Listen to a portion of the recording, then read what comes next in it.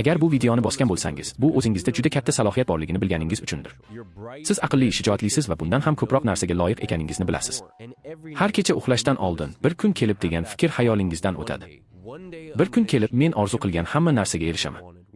Xo'sh, men sizni tabriklayman, chunki bu videoga juda diqqat qilsangiz, o'sha kun siz tasavvur qilganingizdan ancha tezroq keladi. Chunki men sizga Alloh bergan salohiyatingizni 100% ishga soladigan 7 narsani tushuntirib beraman. Bu video amaliy maslahatlarga asoslangan bo'ladi. Mening maqsadim, siz bu yerdan darhol qo'llashingiz mumkin bo'lgan aniq ishlar bilan chiqib ketishingiz. Endi qisqacha bir ogohlantirish. Bu videoni ko'rganingizdan so'ng sizga bir nishon kerak bo'ladi. To'satdan butun bu salohiyatga ega bo'lasiz. Bu energiyani qayerga yo'naltirishni bilishingiz kerak. Masalan, uzoq vaqtdan beri boshlashni orqaga surib kelayotgan onlayn biznesingizni ishga tushirish. Buni muvaffaqiyatli amalga oshirish uchun men sizga bu yilgi eng mashhur YouTube videomga havola qoldirdim. Unda yangi boshlanuvchilar uchun bir qancha biznes modellari tahlil qilingan. Shunday qilib, o'zingizga eng mos keladiganini topishingiz mumkin. Bu videoni ko'rib, salohiyatingizni 100% ishga solganingizdan so'ng, tavsifdagi havolani bosing va o'sha videoni tomosha qiling. Va shu bilan, keling, salohiyatingizni 100% ochadigan 7 narsaga o'tamiz. Birinchi qadam, bolalikni o'ldirishingiz kerak. Salohiyatingizga erisha olmayotganingizning eng katta sababi siz hali ham bola kabi harakat qilayotganingizdir. Menimcha, bola bilan erkak o'rtasidagi farqning yoshga hech qanday aloqasi yo'q. Men juda yoshligimda bolalikdan erkaklikka o'tishga majbur bo'ldim. Bola bilan erkak o'rtasidagi farq mas'uliyatdir. Hayotingni to'liq o'z qo'lingga olib, to'liq mas'uliyatni o'z zimmangga olganingda erkak bo'lasan. Ko'pchiligingiz kimdir kelib sizni qutqaradi deb o'ylaysiz. Ko'pchiligingiz haqiqatga yuzlanish o'rniga undan qochishni xohlaysiz. Boshingizda o'zingizni muvaffaqiyatsiz his qilmaslik uchun qochib ketadigan qulay bir uy qurib olgansiz. Shu orada haqiqiy hayotda muammolaringiz to'xtovsiz ko'payib boraveradi. Tushunishingizni xohlayman, bu bolalik. Bola bu himoyaga muhtoj va haqiqatga dosh bera olmaydigan sizning o'zingizdir. Va tushunaman buni. O'zingizning o'sha versiyangizni himoya qilishga chuqur bir istak bor, chunki ogohlantiraman. Bola bo'lishdan erkak bo'lishga o'tgan kun, ya'ni o'zingizni mas'uliyatdan ozod qilishni to'xtatib, mas'uliyatdan qochish o'rniga unga qarab yugura boshlaysiz. Orqaga qaytish juda qiyin. Afsuski, uni o'ldirishingiz kerak. U endi sizga hech qanday foyda keltirmaydi. Bolani o'ldiring va erkak qolgan yagona narsaga aylanadi. Va buni qilganingizdan so'ng o'zingizning yangi bir tomoningizni ko'rasiz. O'zingizning shafqatsizlarcha ishlarni bitiruvchi tomoningizni. Shu yillar davomida bo'lishingiz kerak bo'lgan o'zingizning tomoningizni. Ikkinchi qadam, uzoq muddatli o'yinni o'ynash. Agar o'zingizning 110%ingizni qisqa muddatli o'yinlarga sarflasangiz, kelajakda hech qanday ahamiyatli narsaga olib kelmaydigan mayda g'alabalarga erishasiz. Fikrlash tarzingni uzoq muddatli o'yinga o'tkazganingda va aytmoqchi, tushunishing uchun ba'zida bu gaplarni aytaman va ular videoda mavhum tuyulishi mumkin. Keling, buni aniqroq qilib tushuntirib beray. Uzoq muddatli o'yin o'ynash degani, mijoz yoki xaridor bilan janjal chiqqanda, ular xato qilganini bilsang ham, o'sha vaziyatda sen haqli ekaningni bilasan. Bu kulgili. Hayotimda jamoam, ishbilarmon hamkorlarim va umuman keng doiradagi tanishlarim bilan ajoyib munosabatlarim bo'lgan, chunki men bir narsani hisobga olaman. Bu getah deb ataladi. Va bu mening uzoq muddatli strategiyamning bir qismi, ya'ni men bu yerda o'tirib, har safar haqli ekanimni bilganimda bahslashishim mumkin, yoki shunchaki uzoq muddatli o'yin o'ynayotganimni qabul qilaman. Uzoq muddatli o'yinning bir qismi sifatida ba'zi vaziyatlar bo'ladi, bilasanmi? Kelajakdagi ancha katta g'alaba uchun bu yerda kichik mag'lubiyatni qabul qilaman, ya'ni urushda g'alaba qozonish uchun har bir jangda yutish shart emas. Menimcha, bu tushuncha juda muhim, chunki uzoq muddatli o'yin o'ynaganingda, bu o'zingga muvaffaqiyatga erishishingga ishonchdir. Chunki uzoq muddatli o'yin o'ynaganingda, bu o'zingga bu uzoq o'yin deb aytishdir. Bilaman, oxir-oqibat o'yinda g'alaba qozonaman. Shuning uchun bu qisqa muddatli ko'tarilish va pasayishlarga e'tibor qaratishdan ko'ra, nega asosiy maqsadga e'tibor qaratib, bir oz chekinmayman. Aytmoqchi, bu faqat biznesga taalluqli emas. Bu biznesdan tashqarida ham qo'llanilishi mumkin. Xoh bu biznesda kundalik o'zingni tutishing bo'lsin, xoh munosabatlarni qurish uslubing bo'lsin. Menimcha, ko'p odamlar munosabatlar haqida uzoq muddatli o'ylamaydi. Hamma narsa juda qisqa muddatli fikrlashga asoslangan. Bu odamdan darhol nima olishi mumkin.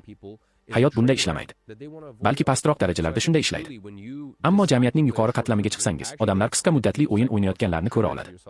Va bu ularga falokatdek ko'rinadi. Undan har qanday holatda qochishni xohlashadi. Shuning uchun, qisqa muddatli o'yin o'ynashga qaror qilganingizda, bu o'zingizga nisbatan chuqur psixologik signaldir. Kelajakda muvaffaqiyat qozonishimga ishonchim yo'q. Go'yo hayotda aytgan hamma narsamni 100% bajarib erishimga ishonchim yo'q. Chunki bu ishlarda albatta muvaffaqiyat qozonishingizni aniq bilsangiz, oldinga intilishga ishtiyoqli bo'lasiz, lekin ko'pchilik odamlar kabi o'ta shoshilinch harakat qilmaysiz. Va bu bizni 3-qadamga olib keladi. Do'stlar guruhingizdagi eng yosh va eng kambag'al odam bo'ling. Bu har doim ham mumkin emas, to'g'rimi? Lekin bor kuchingiz bilan harakat qilishingiz kerak. Agar sizni yomon vaziyatdan chiqish uchun eng minimal harakat qilganingiz uchun maqtaydigan odamlar bilan bo'lsangiz, hech qachon ko'proq narsaga intilmaysiz. Aytishga majburman, agar oyiga $10,000 ishlab topsangiz, bu ajoyib. Bu tahsinga sazovor. Tabriklayman. Ammo sizni nonning eng zo'r narsasi deb o'ylaydigan odamlar bilan bo'lsangiz, albatta hech qachon yaxshilanmaysiz. Ha, albatta. Yuqori baholanish, hurmat qilinish yaxshi tuyg'u, lekin ko'pchilik o'zini yangi guruhga, sizni boshlovchi deb ko'radigan joyga qo'yishga jur'at eta olmaydi. Shuning uchun sizdan faol ravishda sizdan yaxshiroq ish qilayotgan odamlarni topib, o'zingizni o'quvchi o'rniga qo'yishingizni xohlayman. Va birinchi qoida, ularni hayratda qoldirishga urinmang. Rostini aytsam, samimiy bo'la olmaysiz. Maslahat so'rang, murabbiy emas, shogird bo'ling. Ochig'i, bu darajadagi kamtarlik o'z karyerasida keyingi bosqichdagi odamlarga juda jozibali va yoqimli tuyuladi. Shuning uchun buni qurol sifatida ishlating, foydalaning, chunki bu sizni ancha uzoqqa olib boradi. Va menimcha, bu bizni 4-bosqichga olib keladi. Siz umr bo'yi o'rganuvchi bo'lishingiz kerak. O'z salohiyatini 100% ro'yobga chiqargan har bir tanigan odamimni eslasam, ular haqiqatan ham umrbod o'rganuvchilardir. Va bu qiziq. Siz juda muvaffaqiyatli bo'lishingiz mumkin, lekin ayni paytda salohiyatingizni 100% ishga solmasligingiz ham mumkin. Va men buni har doim ko'raman. Odamlar muvaffaqiyatga erishib, keyin juda bo'shashib ketishadi va men allaqachon yetarlicha bilaman, deyshadi. Ha, albatta shunday. Ammo hayot bir nuqtada sizga qattiq tarsaki tushiradi. Men suvda suzib yurish degan tushunchaga ishonmayman. Menimcha siz bir joyda qotib qola olmaysiz. Siz faol ravishda oldinga yoki orqaga harakat qilyapsiz. Va o'rtasi degan narsa yo'q. Shuning uchun oldinga siljimaslik va o'zingizni rivojlantirmaslik aslida buni qilayotgan boshqa odamlar sizni ortda qoldirishiga yo'l qo'yishdir. Koshki bu yerda o'tirib buni qanday qilishni tushuntira olsam edi. Men doimo qo'llarimni ko'tarib buni sizga aniq qanday berishni bilmayman, deyman. Menimcha bu odamlarda rivojlanadigan yoki o'sha paytda tushunish sodir bo'ladigan narsadir. Shuning uchun men o'ylay oladigan yagona narsa jarayonga shunchalik yo'naltirilgan bo'lish va undan shunchalik zavqlanishki, natija sizni qiziqtirmaydi. Lekin chindan ham men bilgan eng muvaffaqiyatli odamlar haqida o'ylasam, ular doimo o'zlarini o'rgatishadi. Endi buni aniq aytmoqchiman. O'zini o'rgatish, podkastlarni tomosha qilish va kitoblarni 24 soat 7 kun o'qish degani emas, garchi buning o'rni bor bo'lsa-da. Ko'pincha ularning ta'limi maydonda, ya'ni hayot maydonida bo'ladi. Ta'lim aynan shunday bo'ladi. Ya'ni ishlar qilish, narsalarni sinab ko'rish, odamlar bilan gaplashish, 2 hafta davomida bitta mavzuga to'liq sho'ng'ish, to'g'rimi? Men kuniga 2 soat podkast tinglayman. Bu ta'lim deyish emas. Albatta ko'p hollarda bu ta'lim bo'lmaydi. Bu shunchaki ko'ngilochar narsa. Agar kuniga 2 soatni juda maxsus podkastlar yoki videolarni tinglashga sarflasang, yoki 2 soat davomida binaural tovushlar bilan yakka o'zing Claude bilan savol-javob qilib, mayli, meni 2 soat ichida bu mavzuda mutaxassis qilishing kerak bo'lsa, qanday yo'l tutgan bo'larding, desang. Aynan shu narsani nazarda tutyapman. O'zingni tarbiyalash deganda, men aynan shuni tushunaman. Hayot maydonida o'ynab o'zingni tarbiyalash yoki juda puxta o'ylangan, tanlangan o'z-o'zini tarbiyalash vaqti orqali. Endi 5-qadam, o'z oldingda o'ta qattiq qo'l bo'lishing kerak. Mana senga ochiq aytaman. O'zingga o'zing yolg'on gapiryapsan. Sheriging emas, xo'jayining emas sen. Podkastlarni tomosha qilish biznes ustida ishlash deb hisoblashga o'zingni o'zing ishontirgansan. Taklif haqida o'ylash, uni yaratish bilan barobar deb o'zingni aldagansan. Band bo'lish samarali bo'lish degan xulosaga kelgansan. Kunning oxirida eng sevimli ishlarimdan biri, kunga qanday niyat bilan kirganimni ko'rib chiqish. Aytgancha, bu boshqa video uchun mavzu. Agar muvaffaqiyatli kunni qanday o'tkazishni ko'rsatishimni istasangiz, izohlarda yozib qoldiring. Kunning boshida kun uchun niyatlaringiz aniq bo'lishi kerak. Kunning boshida kun uchun niyatlaringiz aniq bo'lishi kerak. Ammo kun oxiriga kelib, men orqaga qarab, mayli, zo'r deyishni yaxshi ko'raman. Mana bugun nima qilaman deb aytgan edim. Mana aslida nima qilganman. Va bu farq o'zingizga qanchalik yolg'on gapirganingizni ko'rsatadi. Ba'zan men ham bu muammoga duch kelaman. Ammo o'zingizga yolg'on gapirishning muammosi shundaki, bir muncha vaqtdan keyin bu yomon his qilishni to'xtatadi va odatiy holga aylanadi. Keyin esa siz bugun majburiy ishlarimni bajarmagan bo'lsam ham, mayli deb o'ylaydigan aylanaga tushib qolasiz. Yoki bugungi niyatimni amalga oshirmagan bo'lsam ham, hech qisi yo'q deysiz. Qarang, har doim istisnolar bo'ladi. 100% vaqtda muvaffaqiyat qozona olmaysiz. Ammo buni qilmaslik, qilishdan ko'ra odatiy holga aylansa, unda o'zingiz uchun o'zini o'zi amalga oshiradigan bashorat yaratgan bo'lasiz. Menimcha 6-qadam bularning barchasini yumshatishga yordam beradi. Shaxsiy hayotingizni tartibga keltirmasdan turib, biznes hayotingiz gullab yashnamaydi. Ko'ryapsizmi, sizning biznesingiz shaxs sifatida kimligingizning aksidir. Bilaman, bu kulgili tuyulishi mumkin, lekin agar siz to'shagingizni yig'ish yoki tishlaringizni yuvishni o'zingizga eslata olmasangiz, qanday qilib muvaffaqiyatli korxonani boshqarishni kutasiz? Qarang, men 10 yildan keyin mukammal bo'lib qolganman deb o'tirib da'vo qilishni xohlamayman, xo'pmi? Hatto men ham ba'zida mukammal emasman.